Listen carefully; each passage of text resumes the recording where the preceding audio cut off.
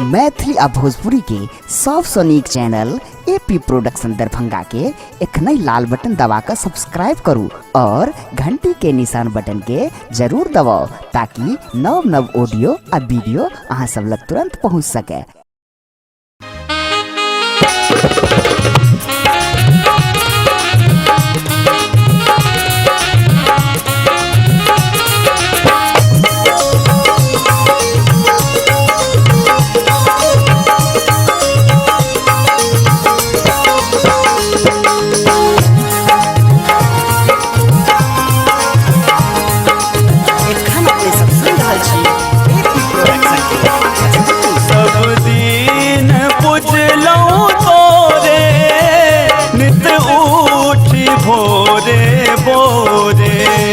सब दिन पुजलऊं तोरे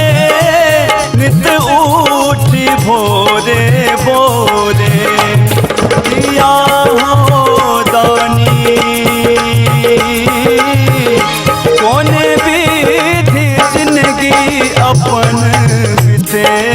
बई है ना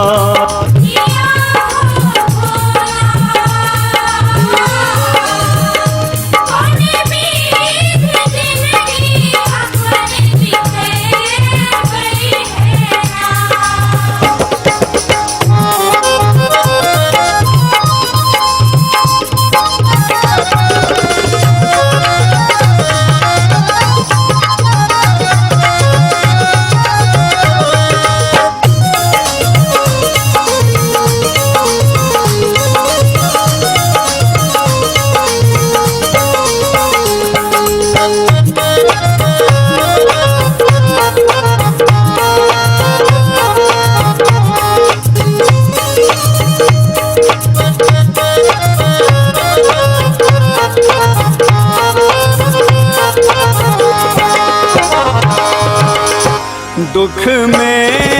जिंदगी बितलई सुख के दरस नहीं भेटलई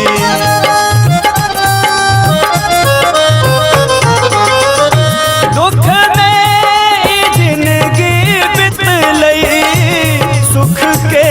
दरस नहीं भेटलई किया हो बाबा अपन